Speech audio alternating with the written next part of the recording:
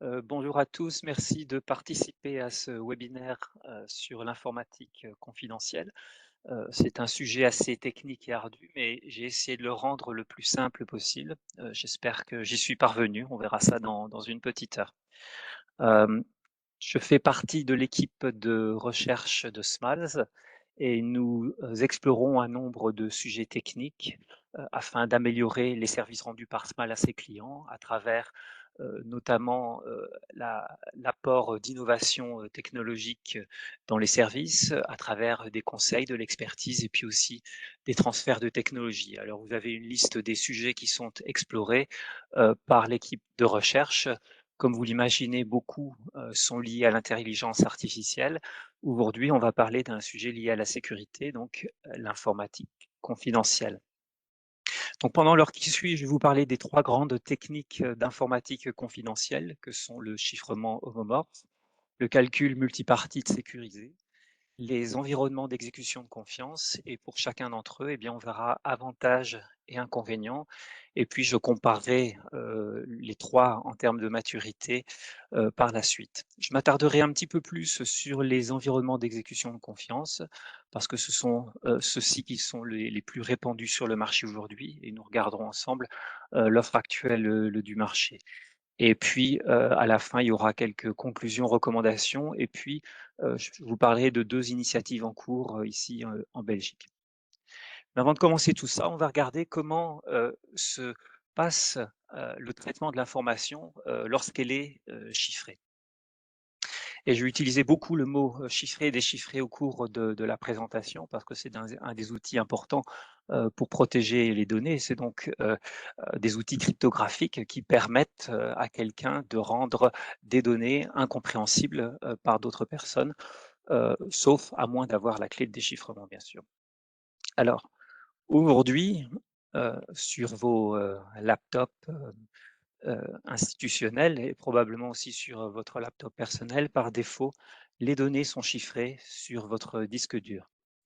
Et lorsque vous souhaitez faire des opérations sur ces données, traiter ces données, bien sûr, à un moment, il va falloir les déchiffrer.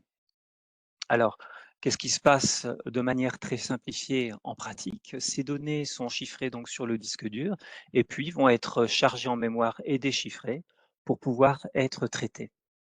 Et une fois déchiffré, bon, bah, votre microprocesseur va faire le traitement et vous aurez un résultat de l'opération qui est dans la mémoire vive de votre ordinateur et qui n'est pas chiffré. Et puis, on repart en arrière en chiffrant ces données pour les stocker à nouveau sur le disque dur. Donc voilà le schéma très simplifié de ce qui se passe sur l'ordinateur pour le traitement d'informations chiffrées. Les choses se compliquent un petit peu lorsque vous êtes à la maison et que vos données sont stockées quelque part sur une infrastructure distante. Alors, sur votre ordinateur, vos données sont toujours chiffrées. Des informations transitent entre votre ordinateur et l'infrastructure distante, les données sont toujours chiffrées. Et puis, lorsqu'elles sont stockées sur l'infrastructure distante, elles sont également chiffrées.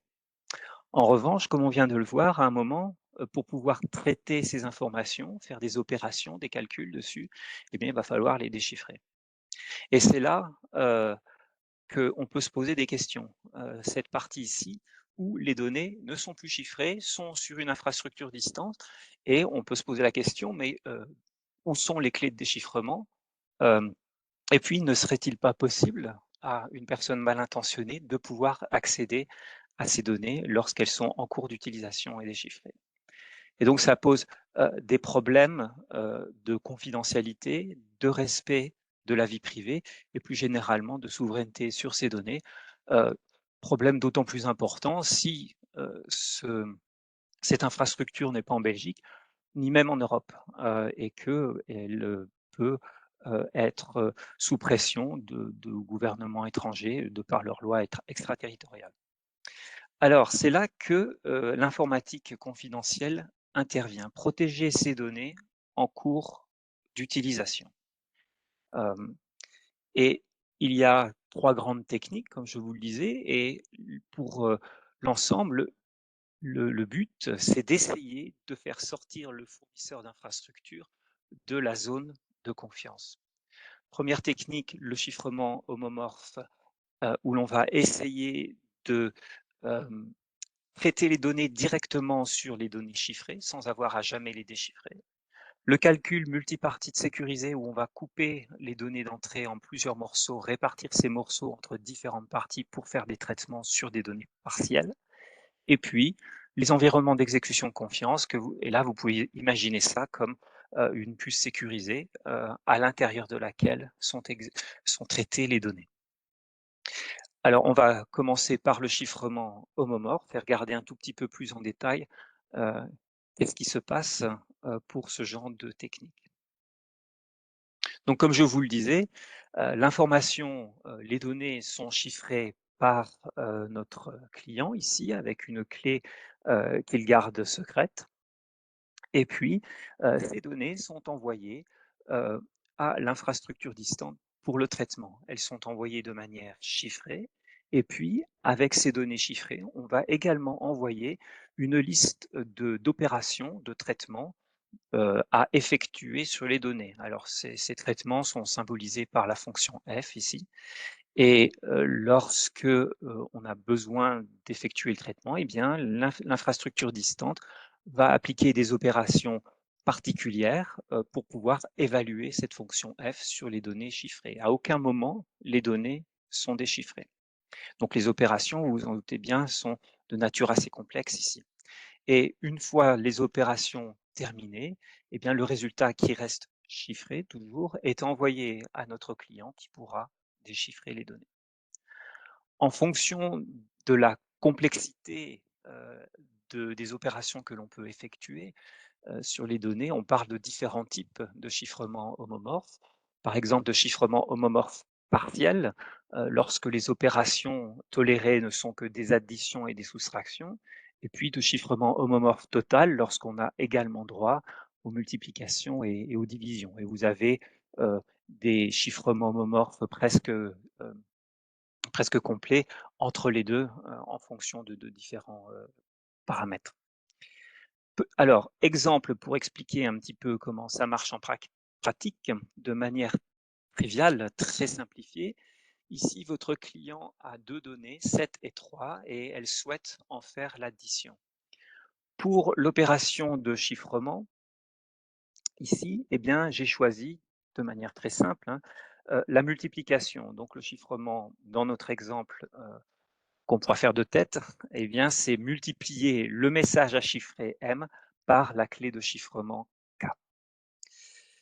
Alors, la clé de chiffrement, j'ai choisi 15 ici, 7 x 15, 105, 3 x 15, 45, et voilà, nous avons nos données chiffrées ici, 105 et 45, que l'on peut envoyer à cette infrastructure distante, et ça reste chiffré sur les espaces de stockage. Un peu plus tard, le client souhaite opérer une opération particulière. En l'occurrence, on va vouloir faire une addition dans cet exemple.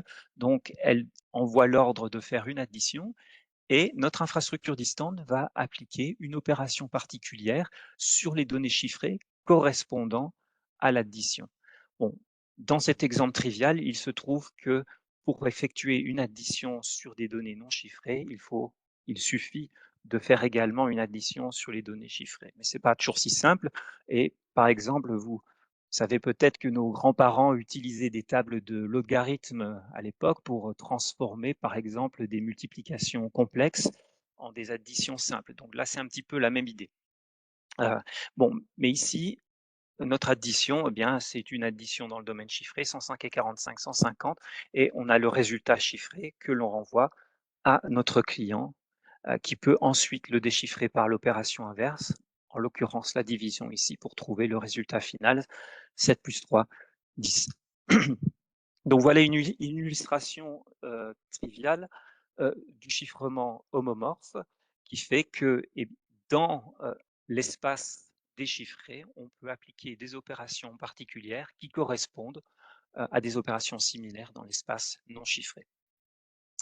Avantage, eh bien, c'est que la sécurité de ces mécanismes est basée sur des preuves mathématiques bien comprises, tout comme des hypothèses bien comprises. Il n'y a pas besoin de matériel spécifique pour effectuer ce type de chiffrement. Vous pouvez le faire sur votre laptop, par exemple. Et puis, certains des schémas de chiffrement homomorphes ont la bonne idée d'être robustes à ce qu'on appelle des attaques post-quantiques, c'est-à-dire des attaques qui voudraient qu'on enregistre aujourd'hui des données chiffrées pour pouvoir les déchiffrer dans 10 ou 15 ans lorsque les ordinateurs quantiques seront peut-être disponibles et fonctionnels. Et dernier avantage selon moi, c'est que le domaine du chiffrement homomorphe est un domaine de recherche très actif, donc il y a des évolutions très régulières avec bien sûr des nouveaux algorithmes plus performants qui sont proposés. Inconvénient de ces méthodes, eh bien, c'est qu'il faut absolument recourir à l'expertise d'un cryptographe afin de pouvoir inclure ce genre de technique dans une application existante. Par ailleurs, le calcul qui est effectué par l'infrastructure distante n'est pas garanti. Donc le client, avec les schémas tels quels, ne sait pas vérifier si c'est une addition, par exemple, ou une soustraction qui est effectuée à distance. Alors il faut ajouter des protocoles supplémentaires pour pouvoir s'assurer que la bonne opération est effectuée.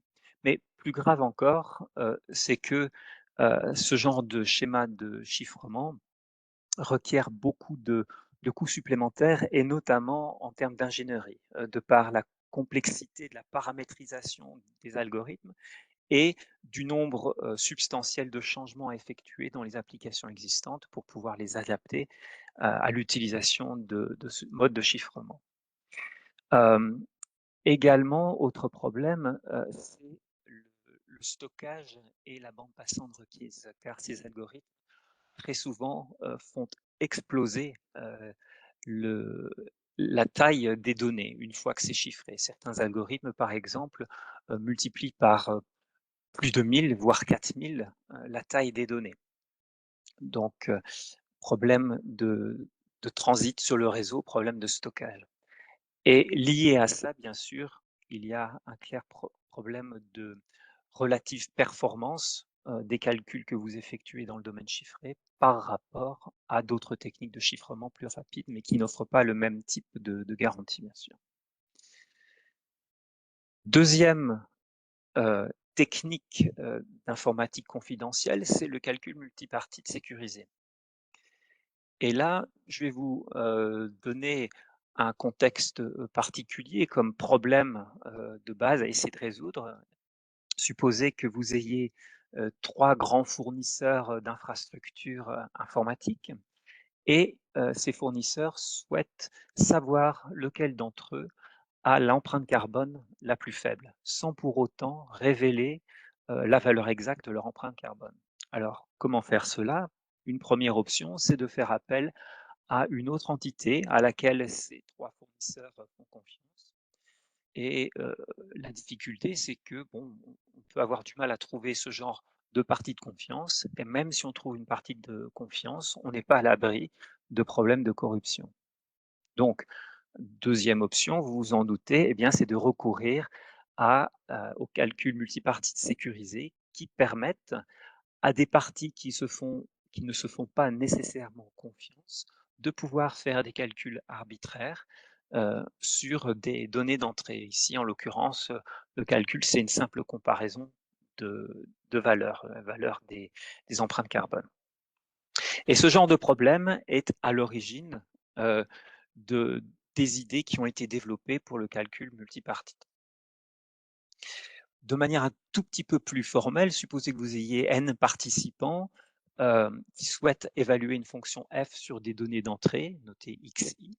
Eh bien, on veut le faire de telle façon que le résultat z, qui est l'évaluation de cette fonction sur les données d'entrée, puisse être connu de tous les participants à la fin du protocole, mais qu'à aucun moment, aucun des participants n'apprenne des informations sur les données d'entrée des autres participants. Une mise en œuvre particulière, eh bien, c'est de décomposer cette fonction f en opérations simples, comme des additions et des multiplications, et puis ensuite, faire en sorte que chaque partie suive un protocole particulier. D'abord, de couper les données en morceaux, puis d'appliquer les opérations sur ces morceaux de manière locale et ensuite de recombiner les résultats pour obtenir le résultat final. Alors, on va faire un tout petit exemple trivial à nouveau avec des additions. Ici, vous avez 3 participants. Chacun a sa donnée d'entrée, donc P1 a la valeur 7, P2 la valeur 4 et P3 la valeur 10. Et on souhaite faire l'addition de ces 3 valeurs, mais sans partager les résultats d'entrée avec les autres participants. Donc, comme je vous le disais, on va couper les données d'entrée en morceaux. Et on va couper en morceaux de telle façon que la somme des morceaux corresponde à la donnée d'entrée. Donc ici, P1 a coupé 7 en 3 morceaux, 2, 1 et 4, de telle façon que la somme, eh bien 2 plus 1 plus 4 fasse 7. Pareil pour le deuxième participant, 1 et 3, 4, et pareil pour P3. Deuxième étape, chaque participant va partager des morceaux avec les autres participants, comme ceci.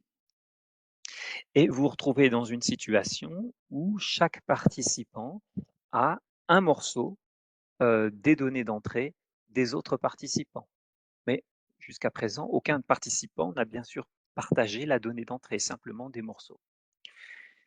Étape suivante, eh bien, on va calculer, évaluer localement la fonction que l'on souhaite évaluer. Ici, c'est une addition simple, donc on va faire la somme des morceaux. Donc par exemple 2 et 1, 3 et 3, 6. Ici, 1 et 2, 3, etc. Et après avoir fait les évaluations locales, eh bien, chaque participant va partager avec les autres participants les résultats partiels. Donc c'est l'avant-dernière étape. Et chaque participant obtient désormais une copie des résultats partiels et peut faire la somme de ces résultats partiels. 6 et 3, 9 et 12, 21, pareil ici, et cela correspond bien à la somme de nos données d'entrée, 7 et 4, 11 et 10, 21. Donc voilà un exemple très simple de calcul multipartite sécurisé. Et une autre façon de voir ou de présenter ce genre d'opération est de la manière suivante, et là vous verrez plus le lien avec l'exemple de départ pour protéger les données d'une cliente particulière. Ici vous avez ce client avec des données sur lesquelles elle souhaite faire des opérations ou des traitements. Eh bien, elle va les couper en morceaux et répartir ces morceaux en trois, ici, parmi 3 infrastructures distantes qui ensuite vont appliquer le protocole sélectionné pour le calcul multipartite. Et une fois le protocole exécuté, envoyer les résultats partiels au client pour recombiner les résultats et obtenir le résultat final. Donc ça, c'est une autre façon de voir et qui se rapproche de notre problème de départ, c'est-à-dire de protéger les données en cours d'utilisation. Voilà. Avantage, à nouveau, pour ce calcul multipartite sécurisé, le premier, c'est que cela repose sur des connaissances en cryptographie assez connues et donc des fondements mathématiques. Autre chose qui est un avantage, on le verra par rapport à la technique suivante, c'est qu'il n'y a pas besoin de matériel particulier. Il y a également la possibilité, et ça c'est par construction un petit peu par rapport au problème de base qui a inspiré la recherche dans ce domaine, c'est de permettre la collaboration entre parties qui ne se font pas nécessairement confiance.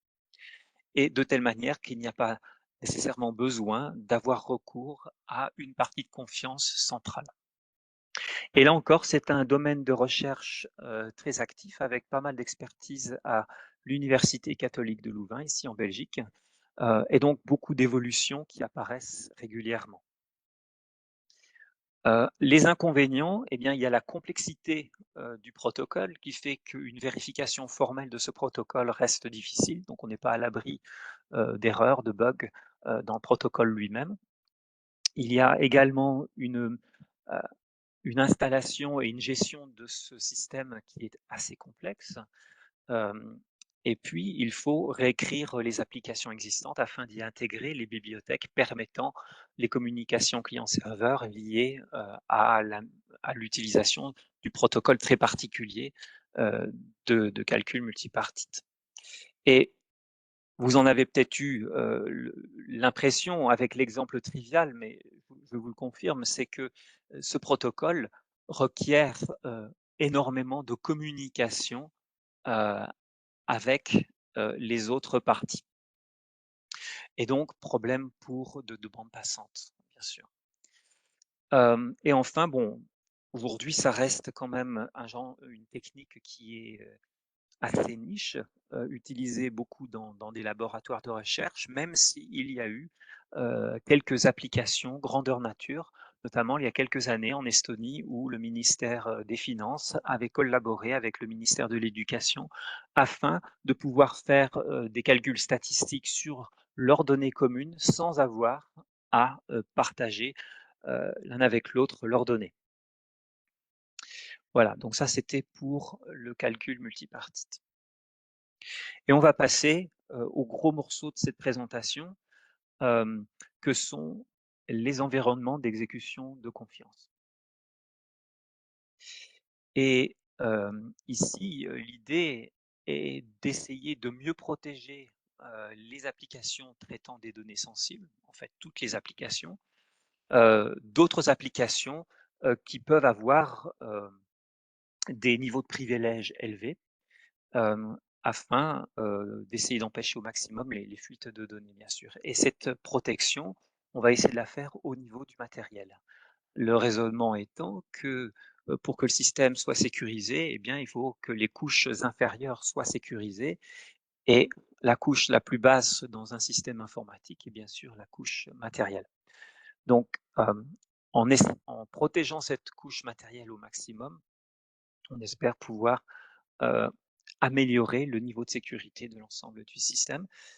Et les exigences pour ces environnements d'exécution de confiance sont d'abord une racine de confiance qui est, fusionnée dans la couche matérielle au moment de sa fabrication et cette, racine de confiance, inclut, des secrets qui pourront être utilisés afin d'élaborer des protocoles de communication et d'authentification par la suite.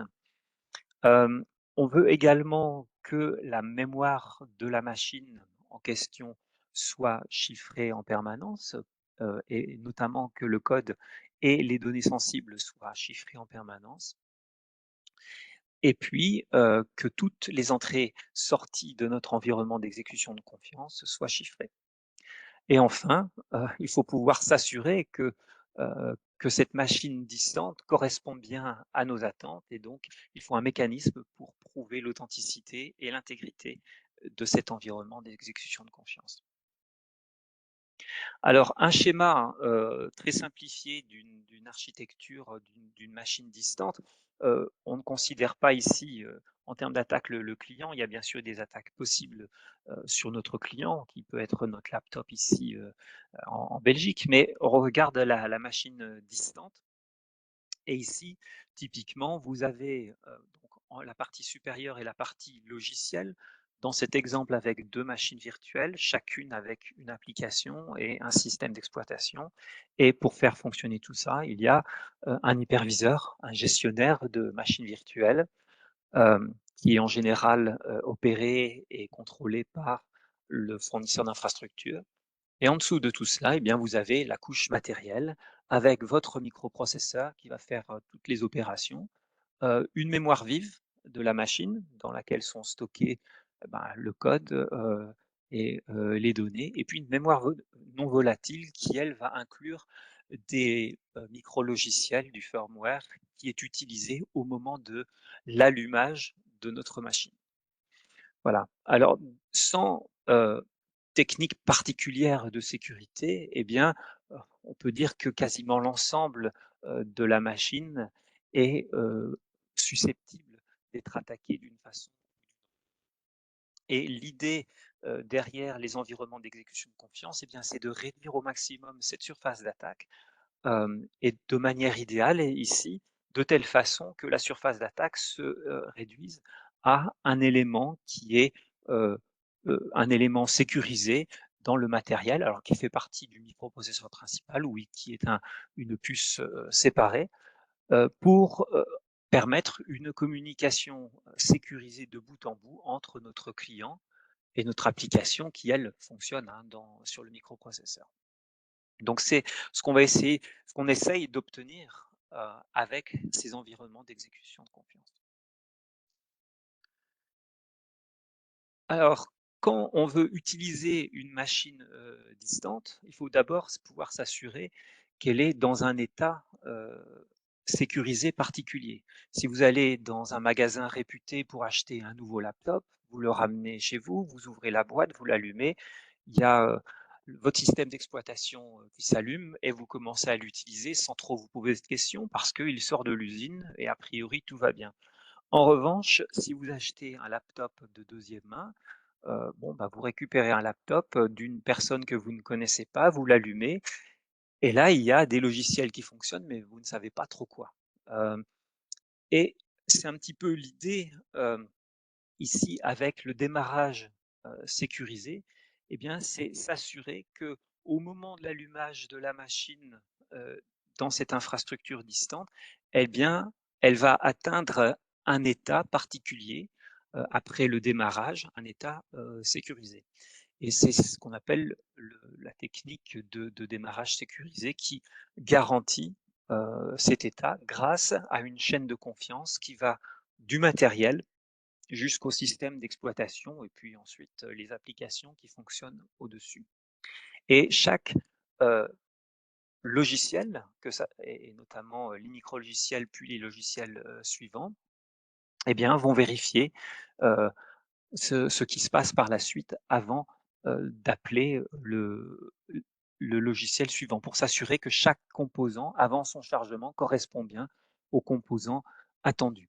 Ça, c'est un aspect. Cette machine est maintenant dans un état particulier, mais vous, à distance, vous voulez pouvoir vérifier l'état de cette machine et c'est là qu'intervient un autre mécanisme dont on a besoin, heu, eh bien, qui s'appelle le mécanisme d'attestation et ce mécanisme d'attestation doit pouvoir permettre de vérifier que notre application fonctionne sur le matériel attendu et également de vérifier que ce qui est exécuté par ce matériel correspond bien à l'application attendue, qu'elle n'a pas été modifiée par des opérateurs malveillants en route.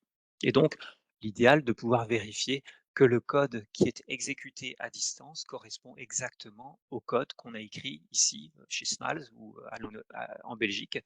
Euh, et, euh, et, et donc le bon code. Alors, sous forme de schéma, le démarrage sécurisé, vous pouvez l'imaginer de la façon suivante. Vous allumez cette machine, c'est pas vous qui l'allumez, quelqu'un allume cette machine distante et là, eh bien, il y a un nombre de micro-logiciels qui vont être utilisés, ce qu'on appelle le firmware, qui va ensuite permettre d'initialiser la machine. Mais avant de charger, par exemple, le, le système d'exploitation, eh bien, chaque composant va vérifier le composant suivant avec un système de mesure qui correspond en fait à une valeur de hachage cryptographique pour chaque composant. Et une fois qu'un composant est certain du composant suivant, eh bien, il est chargé en mémoire et on arrive ainsi de suite avec une forme de chaîne de confiance jusqu'au niveau applicatif. Euh, Concernant l'attestation, de manière graphique, ici on peut imaginer notre code source chez Smalls par exemple, et en général ce code source est compilé pour obtenir un fichier binaire qui peut être un container, peu importe, mais quelque chose qui peut être exécuté par la machine distante et ce logiciel compilé est ensuite envoyé dans notre environnement d'exécution de confiance sur l'infrastructure distante. Au moment de l'exécution et avant d'envoyer des données sensibles, ce qu'on va vouloir faire, c'est vérifier le bon état et la bonne exécution de notre logiciel et notamment que ce logiciel ici correspond bien à ce logiciel-là. Donc, on va demander une attestation à l'infrastructure distante, en fait, à l'environnement de confiance, qui va faire une mesure du logiciel qu'il est en train d'exécuter.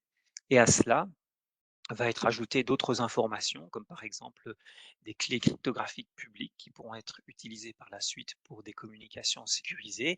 Et puis, cela sera signé, cette attestation sera signée par euh, l'environnement d'exécution de confiance.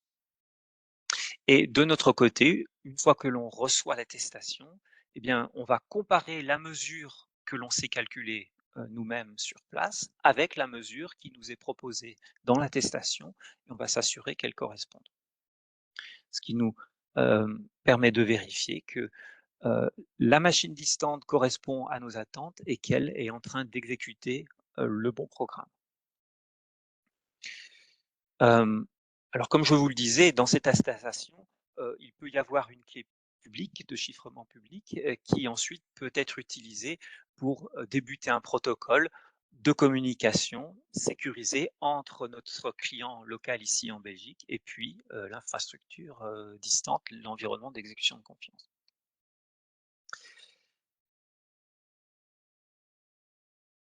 Avantages et limites de ce système.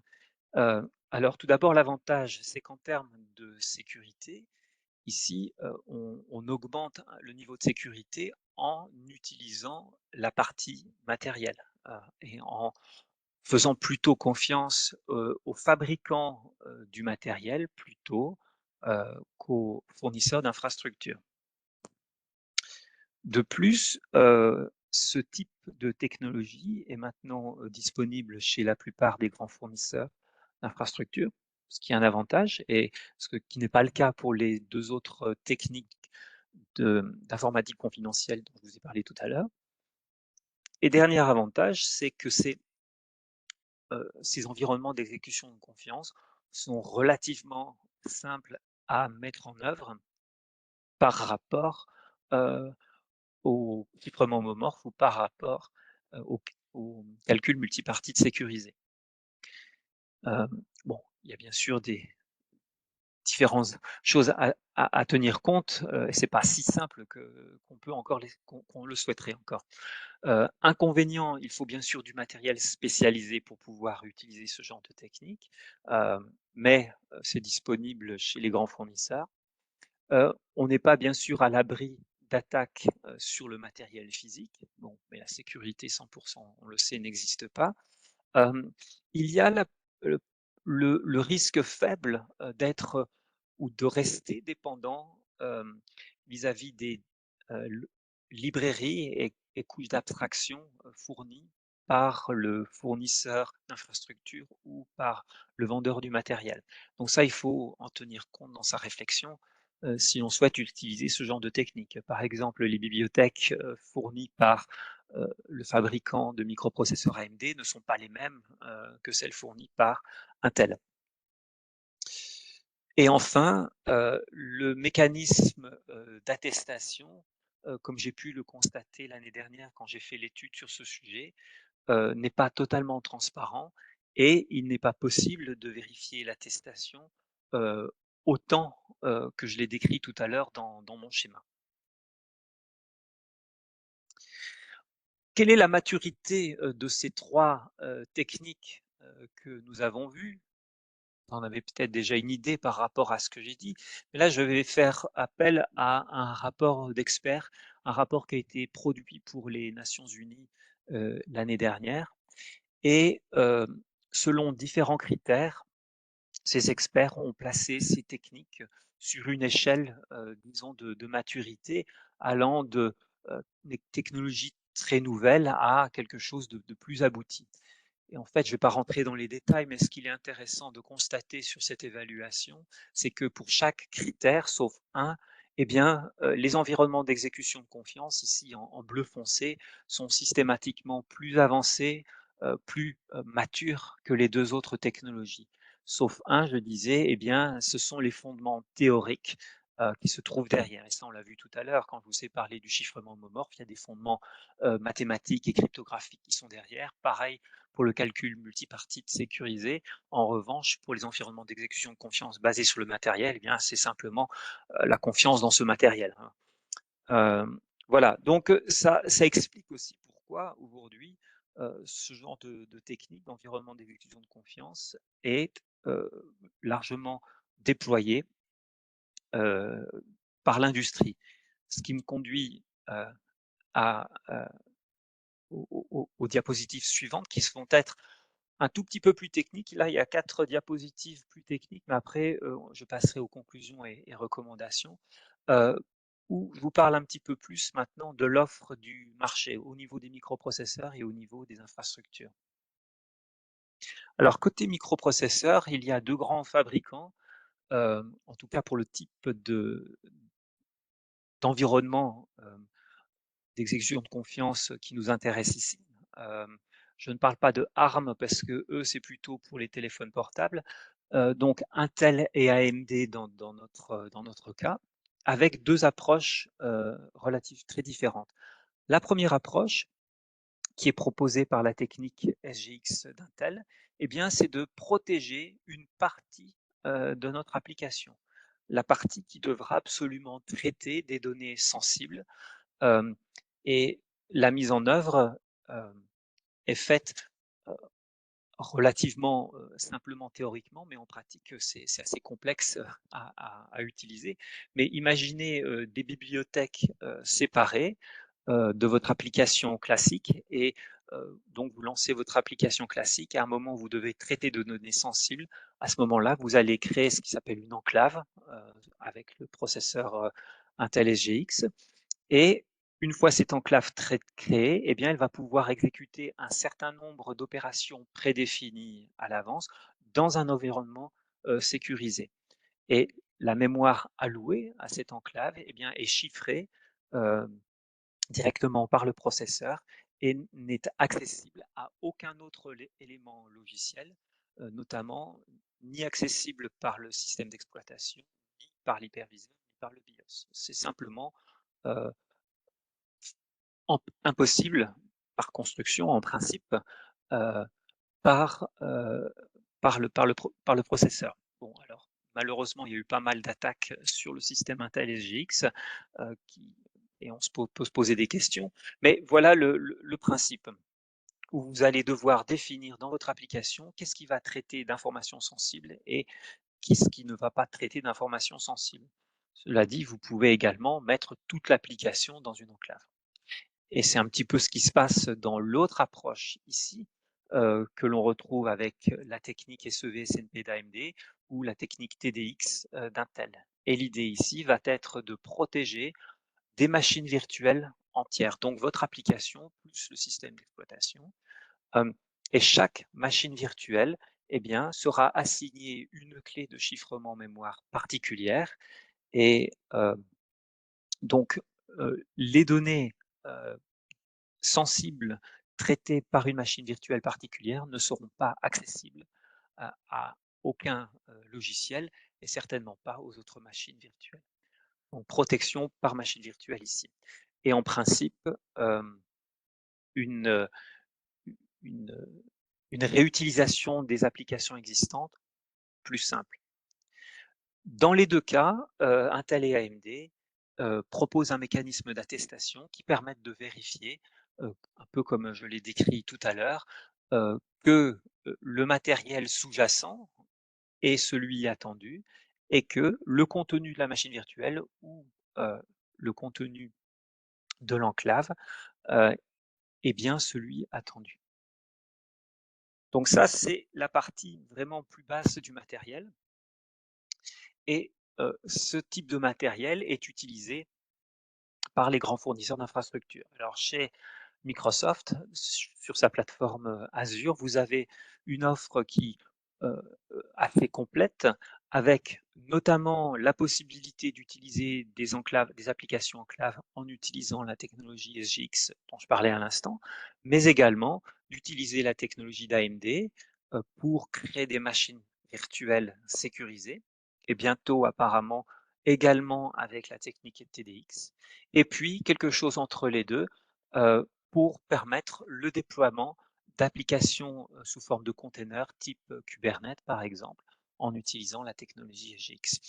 Le but proposé par Microsoft étant de simplifier au minimum, au maximum pardon, le transfert d'applications existantes sur leur plateforme sécurisée. En termes d'attestation, eh bien, vous pouvez utiliser le service d'attestation de Microsoft. Et dans ce cas, l'attestation que vous recevez euh, sera signée par Microsoft. Ou alors, vous pouvez utiliser le mécanisme d'attestation proposé par AMD ou Intel. Et dans ce cas, vous avez une attestation signée par le fabricant euh, du microprocesseur.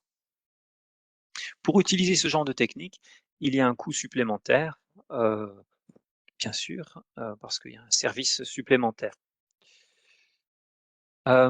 Chez Amazon, les choses sont un peu différentes, et l'offre est, disons, de nature, différente, et ce qui est mis en avant par Amazon, c'est ce qu'ils appellent le système Nitro, qui est un changement d'architecture radical qui a été opéré il y a plusieurs années, qui fait qu'aujourd'hui, sur toute l'infrastructure Amazon, eh bien, les machines ont un petit peu cette forme ici, où la partie rose avec les machines virtuelles correspond à la partie qui est utilisée pour les clients d'Amazon, et c'est, si vous voulez, la carte mère des ordinateurs qui se trouvent chez Amazon.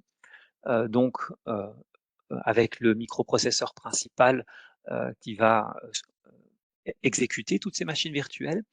Et sur des cartes séparées, type carte PCI, eh bien, Amazon a exporté toutes les autres fonctions, que ce soit de réseau, de stockage, mais également de gestion de l'infrastructure. Ce qui fait que vous avez une séparation quasi physique entre les opérations d'Amazon sur la partie grise et tout ce qui concerne les clients sur la partie rose. Donc ça, c'est le système Nitro qui, selon Amazon, ne permet pas à ses administrateurs, ses employés, d'accéder aux données clients, car les API qui sont disponibles sur ces cartes Nitro ne permettent pas de le faire. En plus de ça, Amazon propose ce qu'ils appellent des enclaves Nitro, et c'est pas de même nature que les enclaves Intel dont je parlais tout à l'heure. Ici, une enclave Nitro, en fait, c'est une machine virtuelle qui est isolée des autres machines virtuelles. Et pour pouvoir la créer, eh bien, vous partez d'une machine virtuelle classique Amazon, instance type EC2, et vous la coupez en deux morceaux. Un morceau devient une machine virtuelle qui s'appelle parent, à laquelle vous pouvez accéder par exemple via SSH, et puis votre enclave qui n'est pas accessible depuis Internet, en fait, qui n'est accessible que depuis la machine parent. Et à l'intérieur de cette enclave, eh bien, vous pouvez, selon Amazon, exécuter en toute sécurité vos applications sur des données sensibles. Pourquoi Amazon propose cela? Eh bien, selon eux, c'est pour apporter un niveau de sécurité supplémentaire vis-à-vis des administrateurs de leurs clients. Donc, par exemple, un administrateur de Smalls pourrait se connecter à la machine virtuelle parent, mais ne pourrait pas se connecter à l'enclave Nitro. Et selon Amazon, ce mécanisme d'enclave Nitro n'ajoute pas de sécurité supplémentaire concernant l'accès des employés Amazon aux machines virtuelles, parce que, comme je vous le disais à l'instant, ils n'ont pas par construction accès à ce type de machine virtuelle ici. Depuis le mois d'avril l'année dernière, il y a également la possibilité, en plus chez Amazon, d'utiliser la protection offerte par la technique SEV-SNP d'AMD pour créer des machines virtuelles, tout comme sur l'instance, sur la plateforme Azure de Microsoft.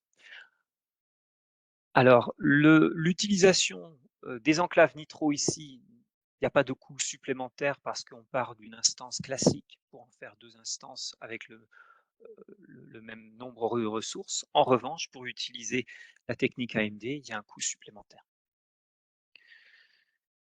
Alors, j'en arrive à quelques initiatives et conclusions et puis recommandations pour ces techniques. 2 initiatives, l'une commencée par l'INAMI l'année dernière afin de pouvoir utiliser la plateforme Microsoft Azure pour pouvoir déployer des applications containerisées avec des techniques d'informatique confidentielle lorsqu'il s'agit de traiter des données sensibles, et puis sans ces techniques d'informatique confidentielle lorsque les données à traiter sont publiques.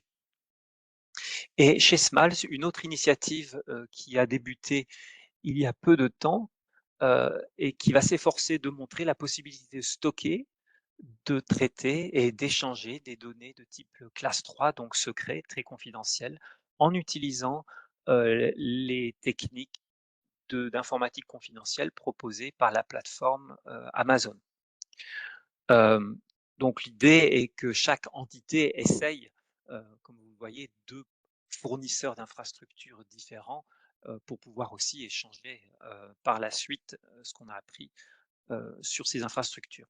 Je vous ai mis les contacts pour les 2 projets, pour celles ou ceux qui souhaiteraient avoir plus d'informations détaillées sur ces projets en cours. Voilà, j'en arrive aux remarques générales.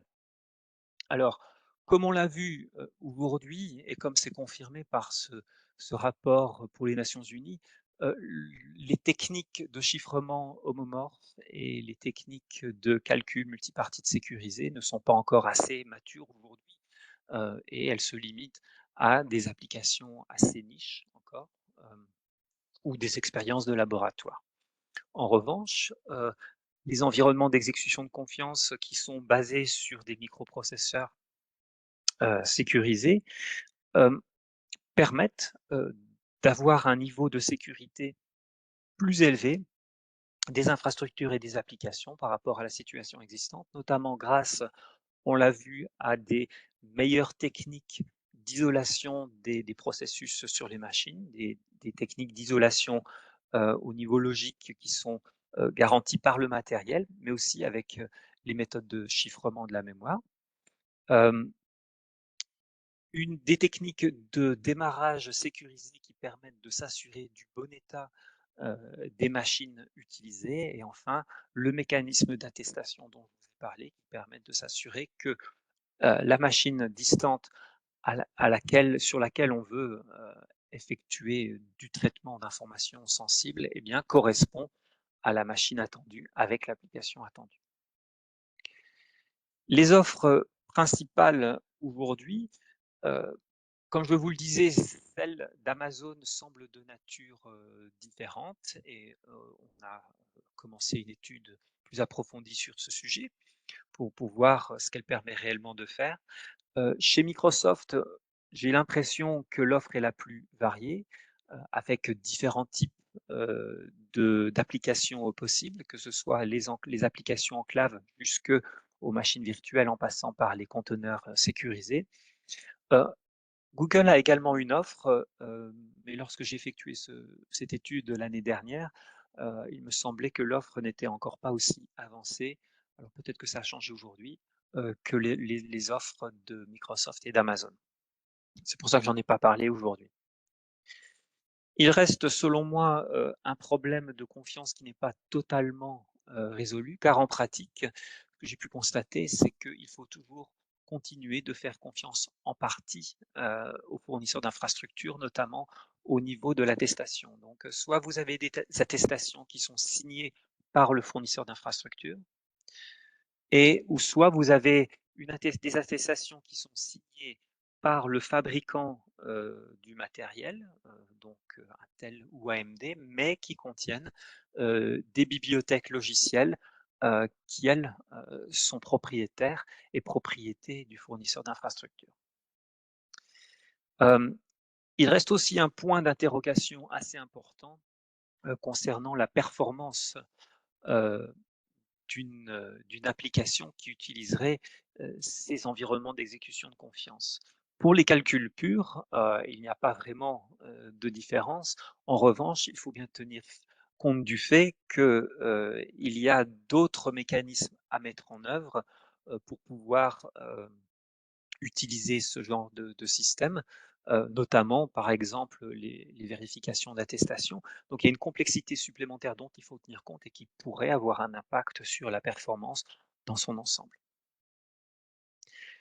Quelques recommandations, au niveau de l'attestation, je pense qu'il faudra avoir la possibilité de vérifier le contenu de l'environnement d'exécution de confiance de manière indépendante, du fournisseur d'infrastructure.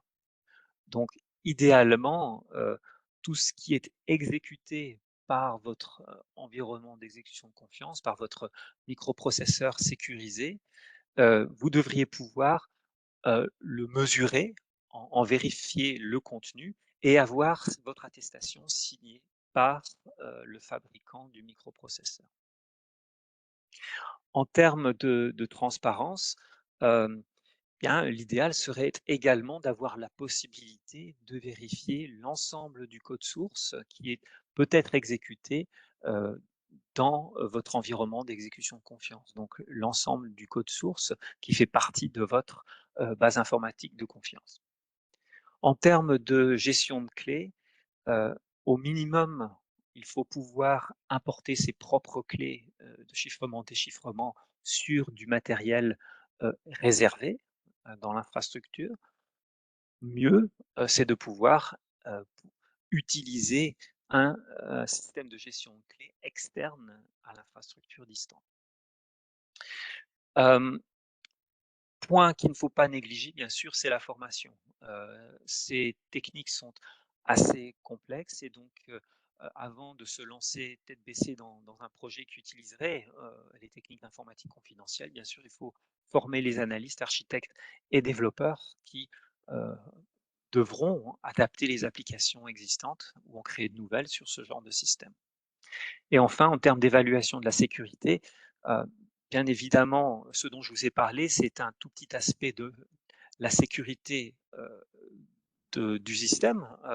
Donc là, on parle d'utiliser des infrastructures distantes. Je vous ai parlé simplement de la sécurité au moment du traitement de l'information. Bien sûr, il y a beaucoup d'autres éléments qui entrent en ligne de compte. Des serveurs d'authentification, pour pouvoir se connecter à cette infrastructure, par exemple, et gestion de base de données, et cetera. Donc tout ça, il faut en tenir compte, hem et ne pas croire que parce qu'on a mis, des microprocesseurs sécurisés, ça va résoudre nos problèmes, hein. C'est un peu comme si vous mettez une porte blindée devant votre maison, mais que vous laissez la porte arrière de la terrasse ouverte en permanence. Quelques recommandations supplémentaires qui viennent d'être publiées, par le groupe de sécurité de l'information de la banque Carrefour. Je vous ai mis les liens en bas heu, de la diapositive.